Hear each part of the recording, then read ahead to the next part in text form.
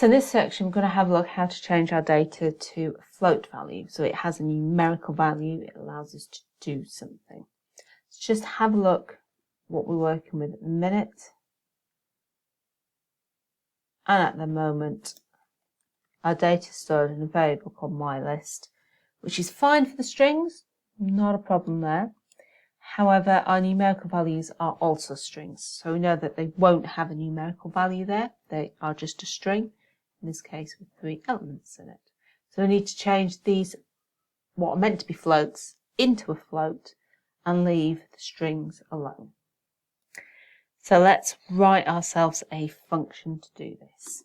So def change to float explains what it does, calling a spade a spade. I'm going to work on a list called dataset. So I want to produce a new dataset in here because remember we don't write over our raw data. So my new dataset, I'm just going to set that up as an empty list. And that would work if we go through and append each value. But what I'm actually going to do is I'm going to skip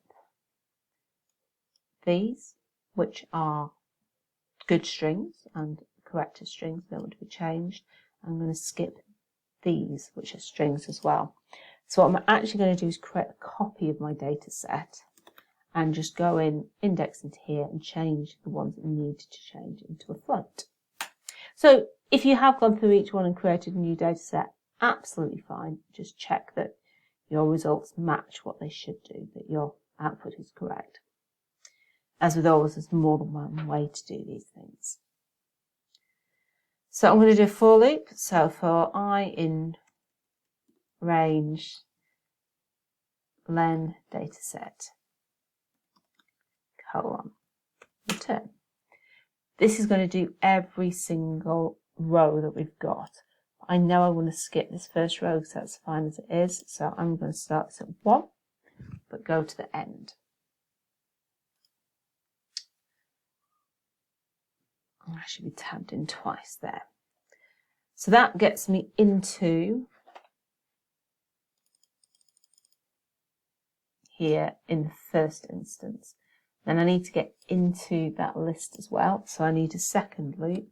So for j in range len data set I, guess we're on a specific data set this time, return.